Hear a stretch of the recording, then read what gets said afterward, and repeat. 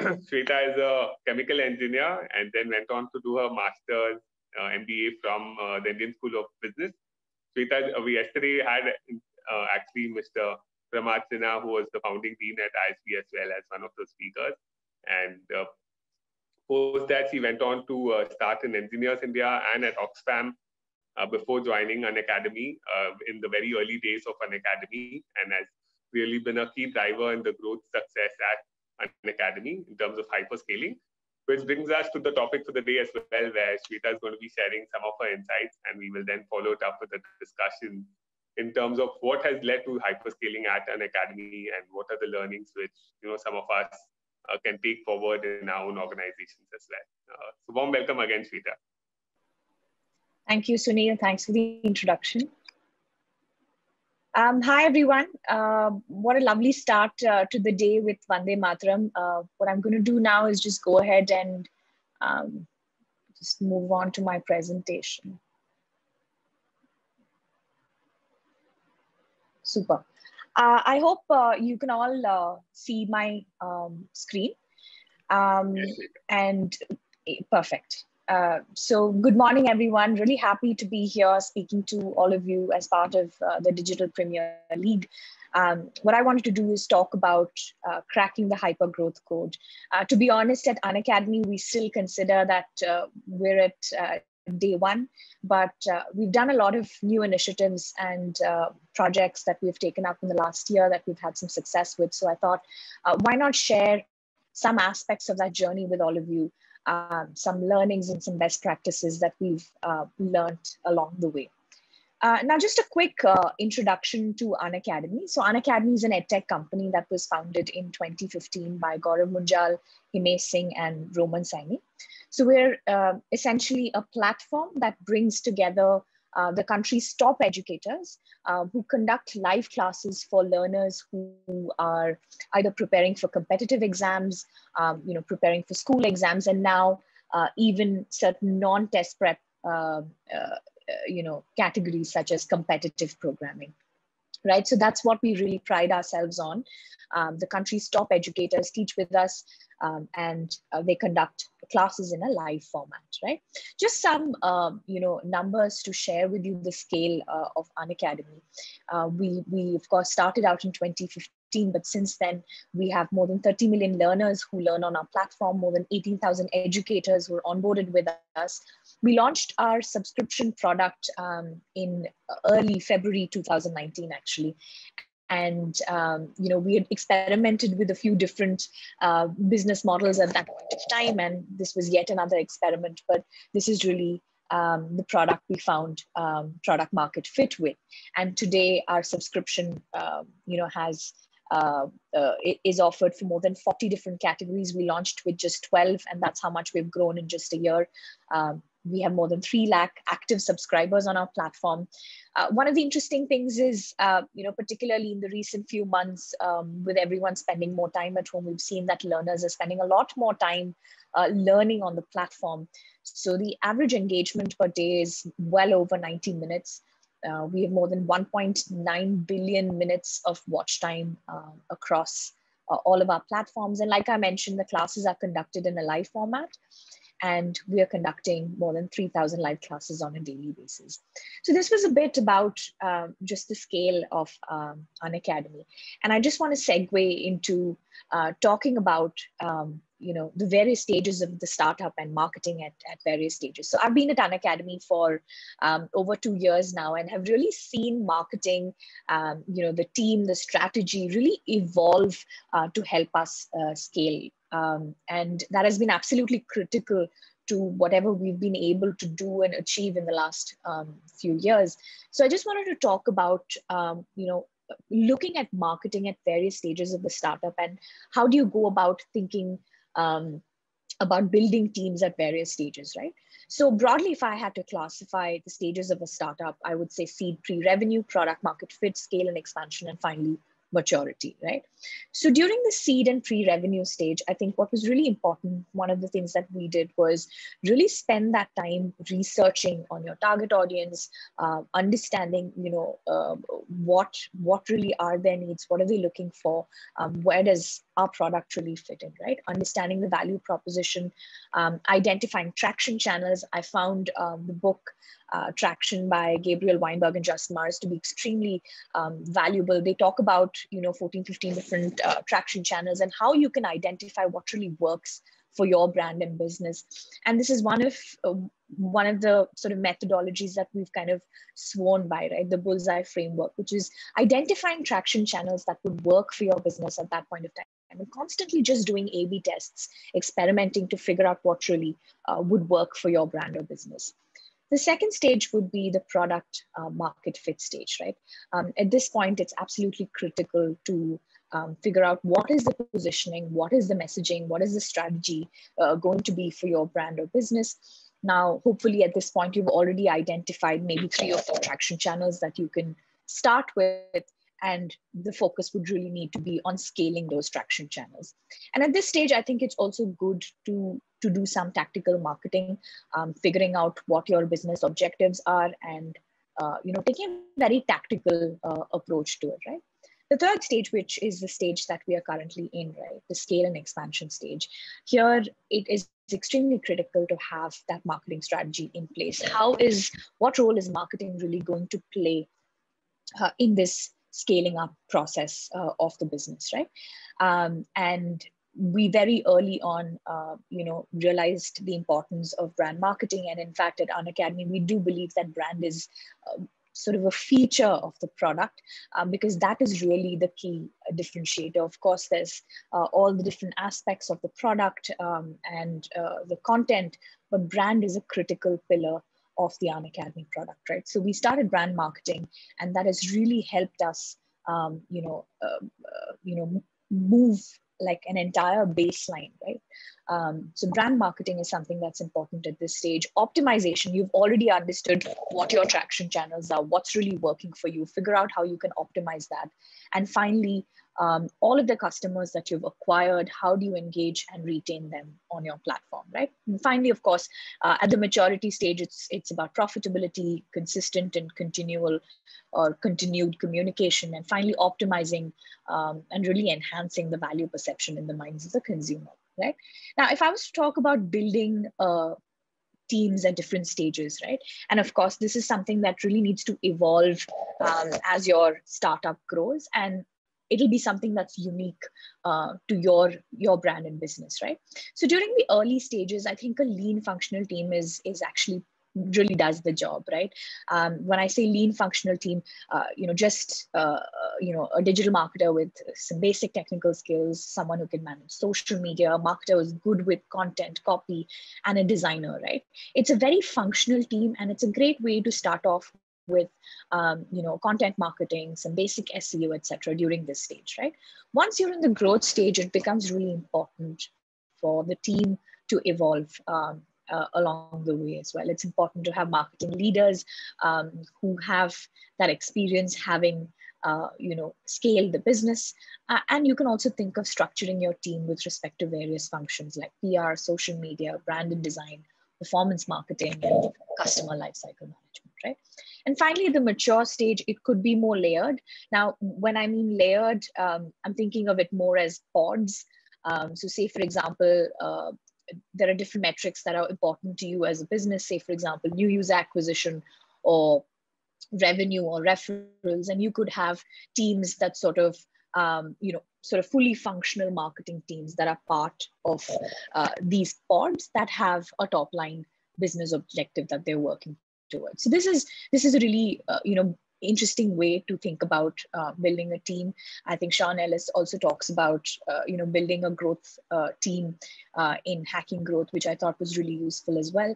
So I mean, of course, this is something that I think needs to evolve as the brand sort of grows, and it's important to be agile enough to be able to adapt as and when you're scaling, right?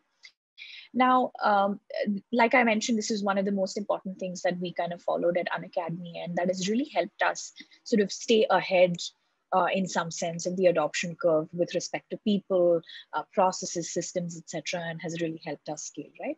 So I just wanted to segue into our first 360 campaign. And the reason I want to talk about that is because, of course, we were, back in 2019, we were working on, a lot of content marketing in terms of video first marketing that we were doing. We were also doing a lot of performance marketing that was giving us,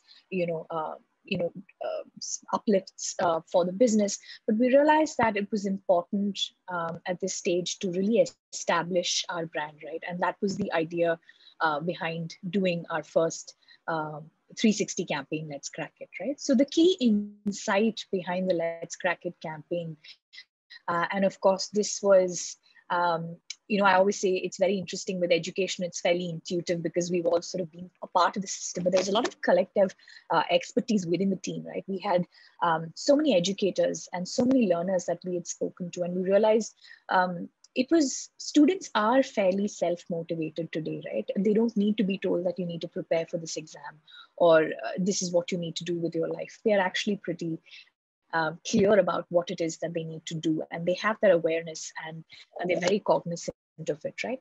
But what does happen is that there are a lot of constraints along the way. It could be, resources, financial resources. It could be just location related issues that, you have to travel or, you don't have access to the best teachers, for instance, in the town that you're living in.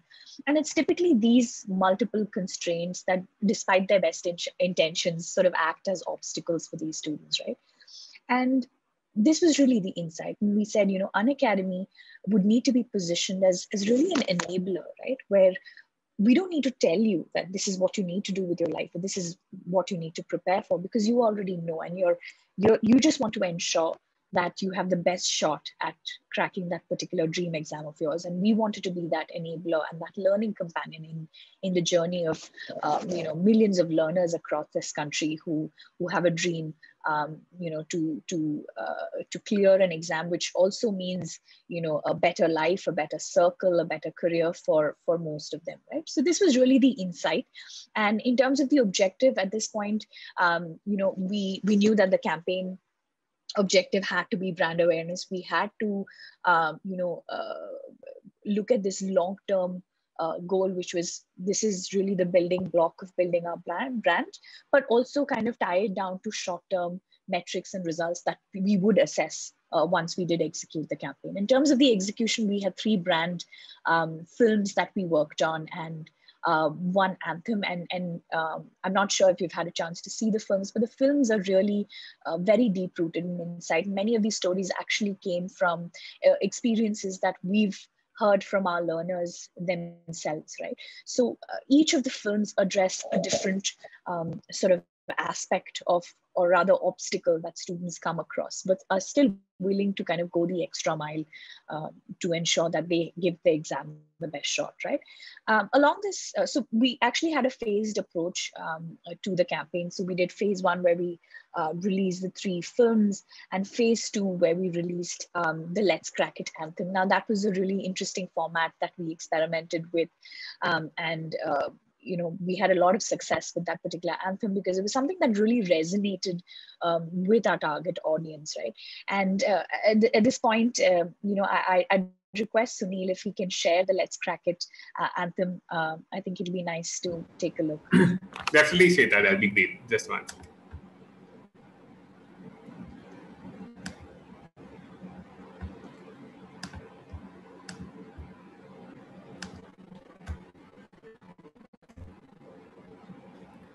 Long years ago, we made it this Italy, and now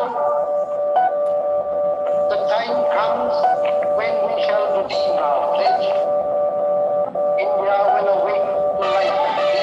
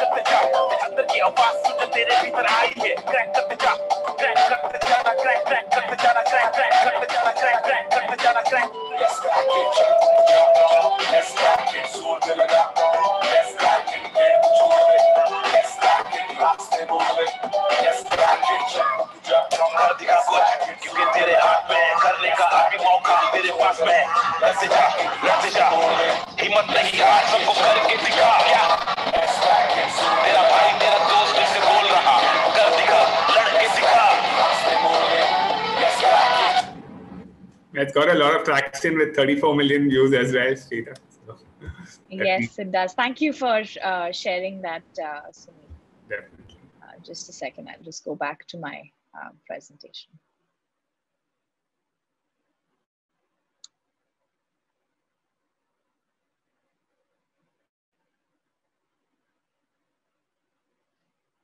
So that was the Anthem, and we did really have a lot of success with that particular anthem because it was something that really celebrated the spirit of learners and learners across this country in different situations who are kind of working towards their own sort of dream exams, and this really celebrated the spirit of those learners, right? So in terms of the distribution, it was a 360 campaign.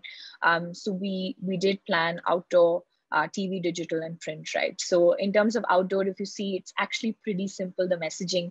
We just had billboards all across this country, top cities in top markets for us, with just the message, let's crack it, right? Now, the idea of this is we really wanted to hammer this, tagline with everyone and really own the word crack in the minds of the consumer. So this was an outdoor campaign that we did. TV and digital was also a huge part of the plan. And digital, of course, we apart from the traditional, promotions on YouTube and social, etc., we did a lot of content integrations, which was really interesting. The anthem itself, it was on Dance Plus. We had an MTV Hustle rendition. Of course, it was distributed through Sony Music. So there were a lot of interesting content integrations that helped the anthem sort of get more popular in this particular community. And print, of course, is something that we did as well. But largely, TV and digital and outdoor was, how we distributed this. Now, coming to results, which I think is really important, right? I think while the objective of the campaign was sort of brand building and, we knew that the results would compound over time, what we did see during that campaign duration was we had a 40% increase in branded search queries just right after the campaign launch. The films, of course, the films and the anthem, had garnered well over, we did 3 YouTube mastheads during that point of time. Each of those videos got more than 30 million views. We also did a lot of promotions extensively on social, so on TikTok, on Facebook, and of course the content integrations that I mentioned, right? We had also worked on Quota Factory and Operation MBBS, which was, 2 web series that we worked in the past, but we had some integrations that we did with that cast for the Let's Crack It anthem as well, and that did really well. And of course, this also did actually translate into a 20% increase in the app installs, which was the daily average number, right? So, the idea behind this campaign, like I mentioned, was really brand awareness, but this was, of course, supplemented with all of the performance marketing efforts, all of the content sales efforts that we were doing internally. So the effect really, like I mentioned, was compounded, right? Now I want to talk about, particularly in the last few months, right? There's been a renewed sort of interest in EdTech as a space because now people are at home, students are at home, it's just sort of sped up the adoption of online learning, right? But one of the things that we did very early on, I think really helped us during this period, was that we continue to innovate during this period. We continue to plan well in advance on how we could really build our brand during this period, and that is really, especially in the education space, that becomes extremely important when you decide that this is the brand that I trust. This is the brand where I'd like to study because I'm working towards this particular goal of mine, right? So I just wanted to share some of the initiatives that we undertook in the last few months during the pandemic that have really helped us, achieve some of the numbers that I shared in one of the earlier slides. Higher number of daily active users, greater engagement in terms of time spent on the platform on a daily basis, etc. Right. So one of the first things that we did when the lockdown was announced was we opened out our platform to all schools, institutes that were affected because of the lockdown, right? So what this did was, we already had the product, and it's extremely intuitive and very easy to use. And we said, why not, extend this, to others in this country where learning really has come to a halt, right? Because ultimately, the vision has always been to sort of build the best consumer internet product for education and learning, right? Not just test prep or not just school education. It has been learning in general, and that's really what we believe in. So that was one of the first initiatives that we did. Of course, right after that, we decided that we urged our educators to really step up and conduct more than 20,000 free live classes on the platform. This is an initiative that did extremely well. It really helped us get a lot of traction. People were spending a lot more time on the platform, consuming this content by top educators across this country. And this is something that we follow even to this day, where we give a lot of free classes to students, right? The third initiative that I want to talk about is Legends on Unacademy. And we'd always spoken about this, right? Like I mentioned, we've always wanted to be a holistic learning platform. So of course, students were coming to our platform to prepare for, their exams.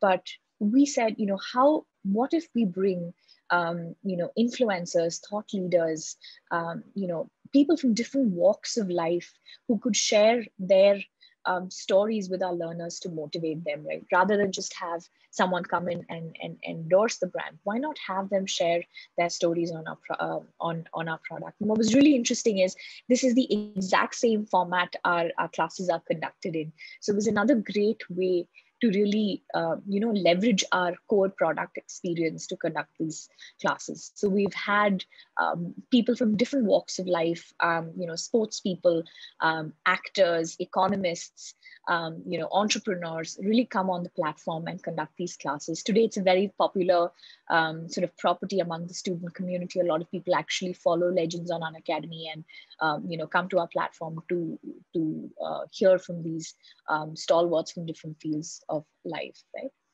And one of the other initiatives that I want to talk about is Unacademy Brainiac, where we wanted to create, I think we'd all sort of have some nostalgia linked to this, because we've grown up watching a lot of, quiz contests on TV particularly.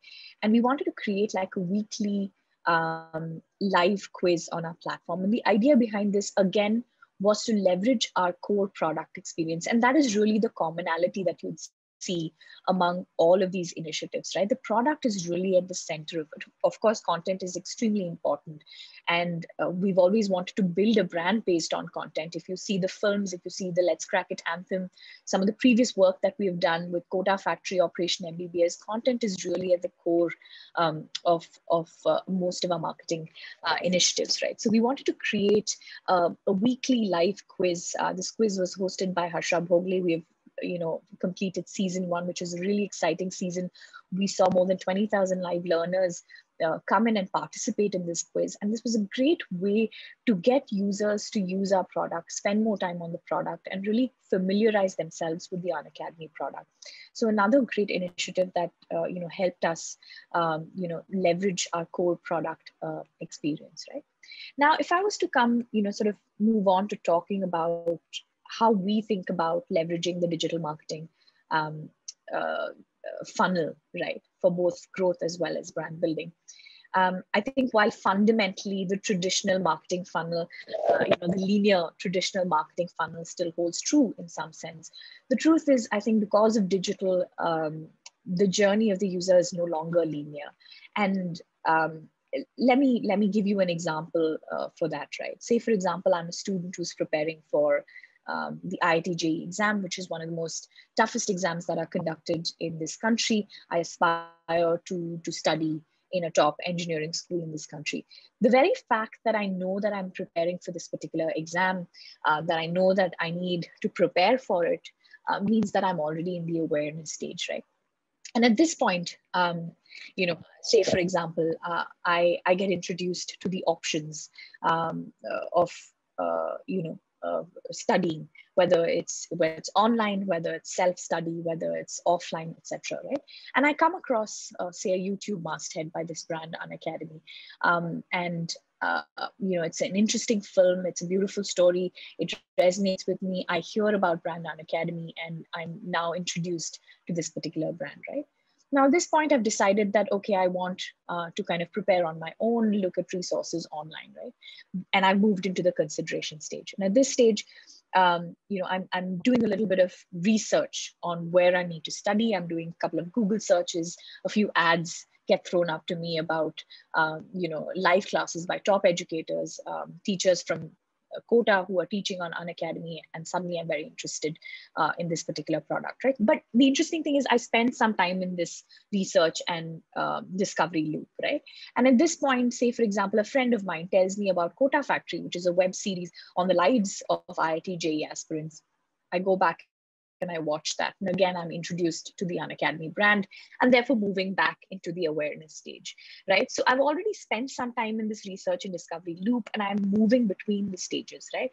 And now that I've actually actively researched the product, probably, downloaded the app, or again, moving back to the consideration stage, and I get a very targeted ad telling me about a specific course that's starting that piques my interest, and I decide to purchase the subscription for IIT JEE, right? So the interesting thing here is the journey of the user consumer is no longer linear, and therefore it becomes extremely critical that your brand is present across, right? Which means you have to adopt a full funnel strategy. You cannot think that just going after the short-term spikes will help you with baseline shifts in the long term, right? And there's a really interesting article on by Tom Roach, The Wrong and the Short of It, right?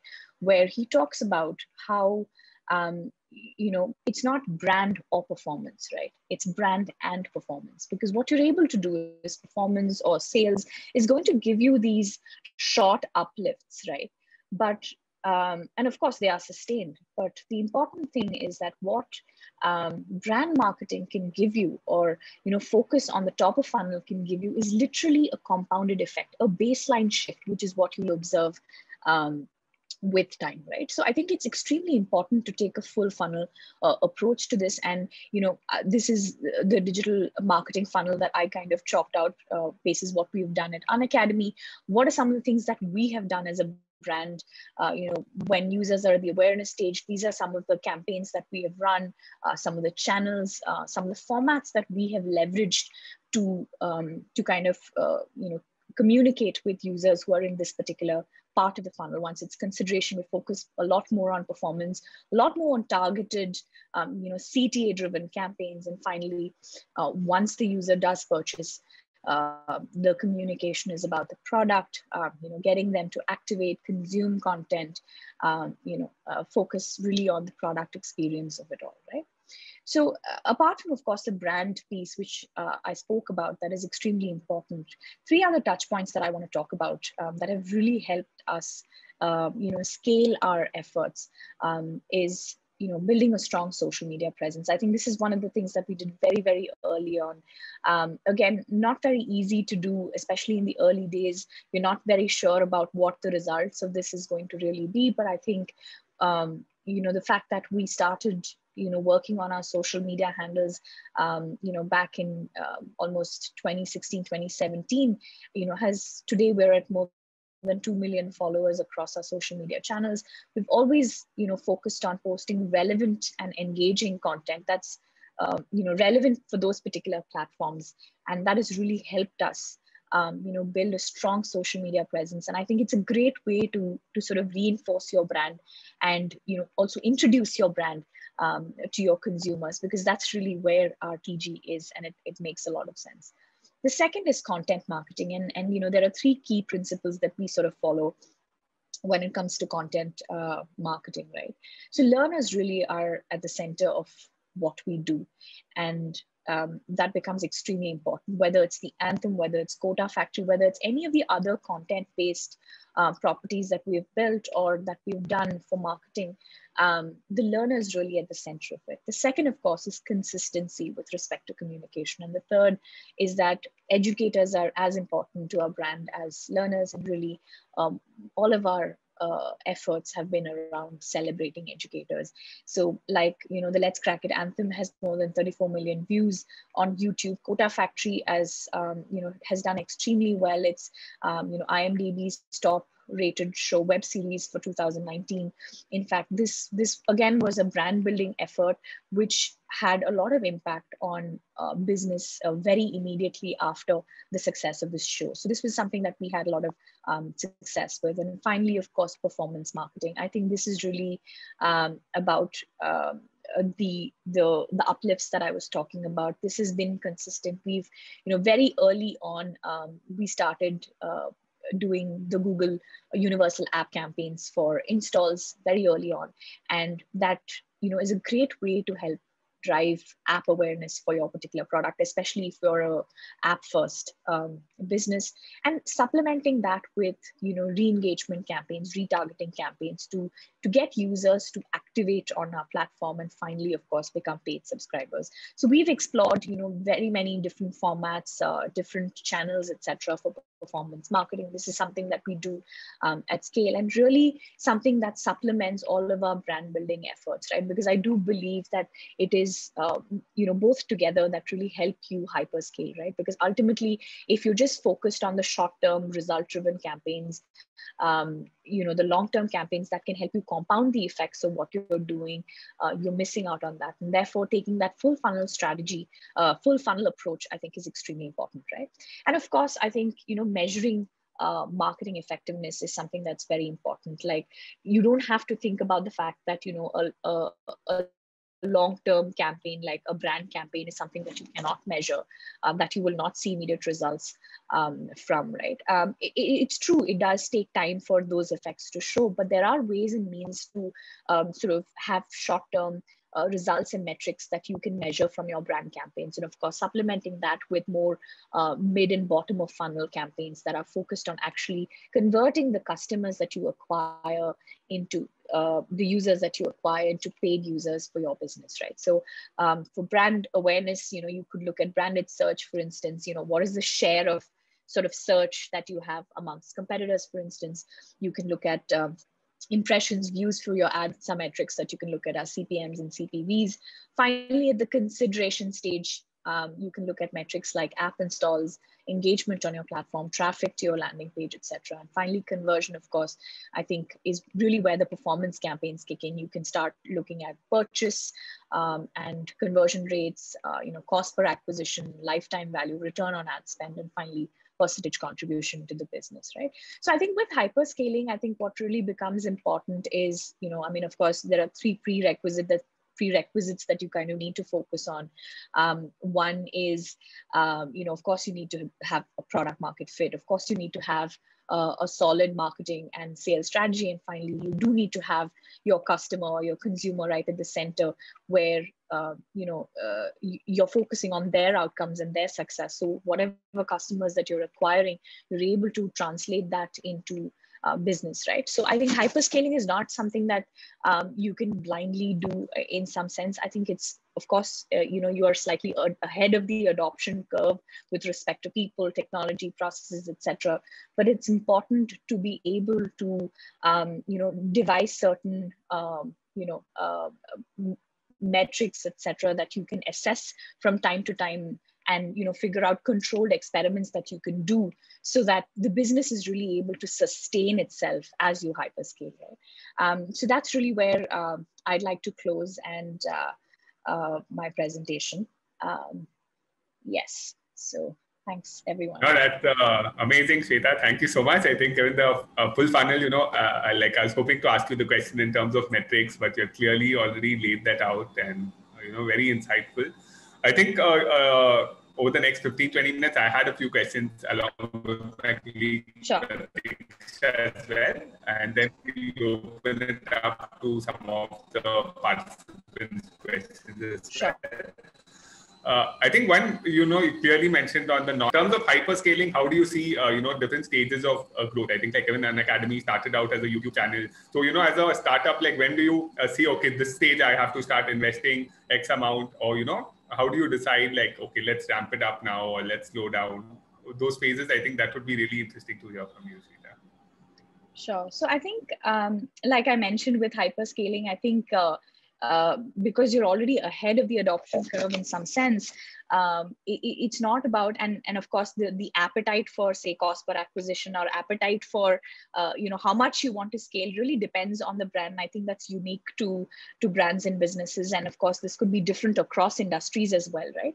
But I think the the important thing really is to be able to not do a nationwide campaign when you're not sure if the business will be able to sustain, if you're able to achieve that kind of growth, right? Doing a lot of experiments, figuring out let's try something like this at this point of time, a controlled sort of experiment, maybe with a limited audience, a limited market, trying something out there, right? Like now, even if I was to talk about some of the brand initiatives that we did very early on, right? We said, let's pick a category like IIT JEE. Let's do this web series, right? Let's try something like this instead, or let's do another initiative such as Legends on Unacademy, which is of course a much bigger scale, right? So I think a lot of it also, I mean, with hyperscaling, a lot of it also depends on the sort of risk appetite in some sense of the business, right? But you really have to sort of experiment along the way and take those learnings, because there are no benchmarks at this point of time, right? So I think it's important to try different things and experiment and create those sort of benchmarks with respect to, okay, this is my cost of acquisition, this is my cost of operations, and this is what I can work with, this is what my business can sustain, right? And of course, all of the other aspects, which is the fact that you need to have a business model, you need to have product market fit, you need to have strategies in place. I think those are, of course, prerequisites when you are trying to hyperscale, right? So, I mean, that's the way that I would look at it. Understood. So after product market fit, it depends on the business and the business model to figure out the different stages of of course, yeah. I think product market fit is just, I mean, it doesn't mean that your business will be successful, of course. It just means that there is demand for your product. But of course, that's a prerequisite. And it helps to have that, because ultimately hyperscaling doesn't make sense if your business cannot sustain itself, right? So whatever you're able to do, you should be able to sustain that growth. And that's really, I think that's really what's crucial. So absolutely. I think Pratiksha had a question. You want to go? Sure.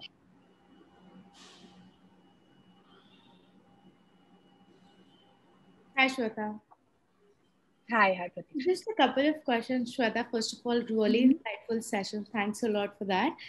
So just a couple of questions from my end. I think in the initial days, right, back in 2015 when you guys had started, right, I think a lot of people from tier 2 and tier 3 cities are, dream a lot about these government jobs, right? And that's the courses that you provide.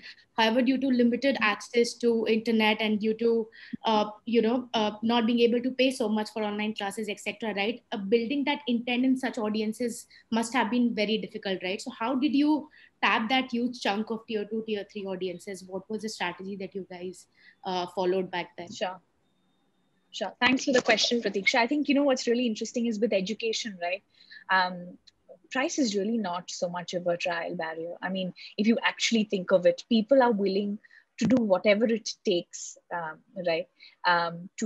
To ensure that their children have the best education, so that they have the access to whatever is required. It's not something that you would typically stinge on. Sometimes you would even stinge on your own health, but typically with education, that's not the case, right? But I think there was a bigger problem that we were solving, right? Which was access, right? Now, say for example, someone sitting in a smaller Indian town and city may not have access to the best teacher, right? You're told particularly that you have to learn from this teacher, and whether you like this person's style or not, this is who you have to learn from, right? If I'm so driven to achieve my goals, I don't want someone else's lack of expertise or lack of access to act as a detriment, right? So in the very beginning, as in when we started off, I think the efforts were really on celebrating the outcomes of people, exactly the people that you're talking about, who we had helped along the way. We, we also had a huge set of educators who really homegrown in some sense, right? Probably aspirants in some sense, people who are preparing for the exam, people who have just started teaching, who came on the platform and realized this is a great medium. And that was really how Unacademy started, right? The founders were like, how do we empower smart people to teach, right? And the initial focus of the first few years was really on the supply side. When we were focusing on the educators at that point of time, we wanted to ensure that irrespective of where you're located in this country, you will get access to the best teachers, right? And that is what we focused on very early on. And to be honest, in this particular segment, for this target audience, people know who the best teachers are for whatever exams, right? You don't, you know that such and such teacher is the best in quota for IIT JEE, for instance, or such and such teacher is the best for UPSC in Delhi, for instance, right? So our efforts were really on onboarding those teachers, bringing the best talent to Unacademy, and really the learners pretty much just followed right after that. Of course, we did a lot of other marketing efforts and a lot of other things along the way, but I think it was really important to get the best teachers on our platform and build a great product. And that's really what we focused on during the early days. Got it. Understood. Thanks, Shweta, for that. So another question from my end would be, so you did mention that you guys spend a lot of marketing budget on TV as well as digital, right? So just wanted to understand that you saw a 40% growth. So how exactly do you, measure that? What amount of that growth came from TV advertisement or from digital, right? How do you measure it? And if you do, then which in the past has worked better for you? Was it TV or was it digital? So, I mean, in terms of, I mean, we are a digital product. So it was only during the Let's Crack It campaign that I spoke about TV, but largely most of our marketing is really digital first, because we are an app product, we're a digital product. So it makes more sense. And, with digital, it's a lot more easier because it's very measurable, and you know exactly, if you're spending $1, you can actually, figure out where that's going and what that's translating into. With traditional marketing, yes, it is harder, but I think the important thing is to figure out certain sort of proxy metrics that you can look at in some sense, right? Because ultimately, I mean, it's hard to exactly put a specific number to, this percentage of, branded search queries came from my campaigns, but certain things like, looking at baseline shifts, right? We did this campaign, there was a clear baseline shift, right? We were observing these uplifts with all of the marketing efforts that we were doing on digital, and that was sustained, of course. But what actually happened with this brand campaign that we did was there was a complete baseline shift for us, right? And that's really what propels your brand, and that's really what helps your brand scale, right? So I think with brand efforts, it's slightly longer. I mean, it's a longer sort of process to measure. But what you can look at is these baseline shifts. And if there is a baseline shift, what you're doing is right in some sense, right? You want to work in that direction. But yes, I think this is a quintessential problem as to, how do you exactly attribute, traditional marketing efforts into business. But in my experience, and I have seen that it's really compounded in some sense, right? You get these short spikes with whatever efforts that you're doing, but typically ever since that we've done our brand efforts, whatever brand efforts, our amplified brand efforts have caused a baseline shift for us as a business. Understood. Thank you so much. That's about it. Yeah. I think we had a few questions from the participants as well, Shweta. So just taking one from Tadija, was on remarketing. Obviously, you can do it on Google and Facebook, and but like, have you seen a difference in remarketing through your CRM or SMS and in-app alerts itself versus remarketing on these platforms? How do you decide, like, is remarketing working for you? Thought it's an interesting question. Sure. So I think it's about doing both, because you already, once users are already part of your platform, that the intent is very high. They're engaging on your platform, and typically with remarketing, I think when you're present across platforms, you're just ensuring that you're kind of covering all bases, that you're able to reach the users, everywhere, right? So it's not that one works better than the other. It really depends on how well you're able to reach the user, and how often. Right. So across, I mean, our remarketing efforts are consistent across both, database marketing as well as, so we build a lot of journeys that we, run through our marketing automation tools. We're also leveraging, ad networks, affiliate channels, programmatic to sort of remarket our users. And I think it's not really one or the other. I think it's just sort of a combined lens that we take at looking at. No, definitely. I think it's sometimes difficult to cull out the remarketing ROI, right? Because the dashboard numbers would look really good, but you don't know like how many of those have actually happened. I mean, True. I mean, I think it helps to have, this was a problem that, of course, arose very recently when we scaled tremendously, and, we were operating two, three channels for remarketing back in, early 2018, 2019. And, then we scaled to more than 10, 15, right? And at that point of time, I think it makes sense to look at attribution and, figure out, and of course, you can decide what your attribution model needs to be, whether it's time decay or last click. But that's pretty much the only way to kind of measure the effectivity of a channel at that point of time, right? Of course, they're all working together. And typically in education, I do believe that a user does have multiple touch points. It's really not as simple as I see an ad and I convert. Typically, there will be multiple touch points, some educators, some ads, some emails, some, shows such as Quota Factory, for instance, even, right? So I think it's important to be cognizant of the fact that there will be multiple touch points along the journey of the user, but, having an attribution model in place and, at least will help you, attribute the success of that particular transaction or that purchase to a particular channel, right? And that's the way that we look at it now. Yeah. Right. No, I think definitely, as you mentioned, it's full funnel marketing approach, and also I think the cost of not doing remarketing also is very high, right? Like you might think, okay, let's stop it, but so I think that's definitely there. How do you look at personalization? I mean, especially in the growth stage, I think it's become. Sorry. No, absolutely. Please go ahead. On the growth. No, I was asking that, about the personalization. Mm-hmm. Yeah, I think today personalization is absolutely key, right? Yeah, personalization, I think, is absolutely key, right? Even from a remarketing standpoint, a lot of what we do is now dynamic ads, and we've had a lot of success with that. And I think we are probably one of the first few education companies to use sort of catalog ads in some sense, I think. But I think personalization is extremely important. We're a very diverse platform at this point. We have classes that are conducted in more than 11, 12 Indian languages. There's a range of content that's available on the platform. So I think it becomes extremely important. And particularly from a remarketing standpoint, if I'm able to personalize the ad to the extent that, it appeals to that particular user, the conversion the chances of conversion are higher. Right. And a lot of creatives as well required for that personalization, and you'll use programmatic as well as part of your... We do. Yes, we do. Great. And I think a good question from Murli was in terms of if you could share like what are, out of all the initiatives you'll have run at Unacademy, like what would be the top 3 initiatives which shifted the baseline itself? You could share that.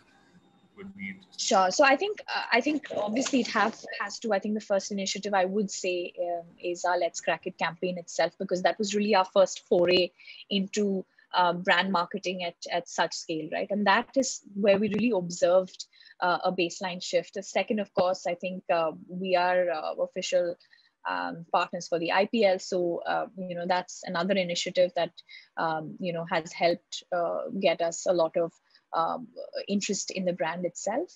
I think I would still like to mention some of the earlier projects, because of course, during that stage, we weren't really spending a lot of budgets on marketing, and we were figuring out how to pretty much growth hack our way to, acquiring customers, etc. Some of the early initiatives like Quota Factory, I think, is something that we had a lot of success with, right? And since then, I think as a brand, we've, like I mentioned, the team has evolved, the strategy has evolved. So we've done a lot of initiatives that have leveraged the product experience. I think so. Some of those as well would, I think, be, I think I've listed way more than 3, but, I think would be Let's Crack It, probably Quota Factory, one of the earlier ones, and Legends on Unacademy, third. Right. And then when did COVID help shift the baseline to some extent, or in March, April when you opened up? Yeah, I mean, I think just the fact that it's sped up the adoption, like I mentioned, as in when you're at home and you really have no option, probably at an earlier situation, you had alternate options, or, you may not have considered this, or you may have considered it a year or 2 from now, right? Of course, it did speed up adoption, but I think we also really had to step up in that situation, right? To be able to ensure that, we can take that capacity. We had more classes. We onboarded even better teachers. The work didn't really stop. So I think there was a lot of work that went in during this period as well. But of course, I think, the situation did help with people being more comfortable with online learning as a concept itself, because previously that was also a trial barrier, right? The fact that how can you really learn online, right? So I think because of the the changes in adoption, it did really help us as a business. But of course, we have continued to work on multiple initiatives, on the product, on the content, and in fact, 6 months ago, 8 months ago, we were just in test prep categories. But since then, we've sort of moved into the K-12 segment. We've moved into non-test prep categories as well. So really working towards building a learning platform in every sense. Sure, definitely, Shweta. No, thanks a lot for that. I think we have time for one last question. I think that was from Karan as well, in terms of marketing automation. How do you look at that versus, adding more colleagues and team members? Where do you see the line for marketing automation at Unacademy? So, I mean, it's an interesting question, as in, I think there are some aspects that marketing automation that it cannot do so, for which you need that creativity and you need people who are experts in doing that. But there's a lot of things that you can do with marketing automation, which of course is something that you need to leverage. I don't think it's either or, wherein it's either hiring more people or just using marketing automation. I think it's about finding really a balance between the two. And like I mentioned, with most of these things, there isn't really a benchmark as to, your ideal team size is like 5 or 10, or, ideally your team should be structured this way. I think a lot of it you learn as you go along. Sometimes you do realize that you have redundant resources when you're able to automate a lot of what you're able to do. But I think that's something that you learn as you experiment and as you scale and grow the brand. So I think, and again, that's different for every brand, right? I feel like for Unacademy particularly, we're, there's a lot of creative work that we do internally from, whether it's a design perspective or a brand perspective. So we need people who are, experts in that particular field. But there are a lot of other things that we have automated as well. So it's really about finding a balance between the two. No, great, Shweta. Any last words, and also maybe you could share in terms of, how do you all look at failures on the marketing campaign side or on ideas? Like, since you're being creative and innovating, are there failures, and how do you create an open culture for that? Of course, I think it's really part and parcel of the entire process. I don't think if there are no failures, I don't think you really grow in every sense. So there have been a lot of failures, even both from a brand point of view. A lot of things that we've tried that has not worked. But I think what's important is that you learn along the way and you apply those learnings as you move along. And like I mentioned, I think with hyperscaling and scaling itself in general, I don't think, like I mentioned, even from a revenue model perspective, we had tried different things before we finally found product market fit, almost 4 years into our existence, right? So I think there's obviously every day we're still at day one, we're still innovating, we're still kind of trying different things out, experimenting, because I think once you stop experimenting, it's, you really hit a wall.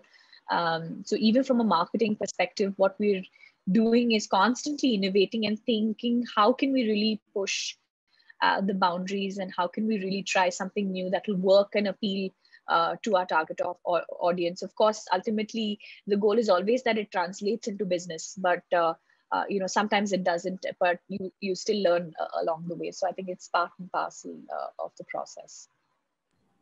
Thank you very much, Shweta. I think you and your team have given the Let's Crack It, code to all Thanks of us a lot, as Suneil. well, and to the nation. So thanks a lot, and all the best at Unacademy to continue scaling, hyperscaling. Thank you, Suneil. Thank you. Thank you. Have a good day. Thank you. Thanks. Thank you. Thank you so much. Thank you. You have a good day too. Bye.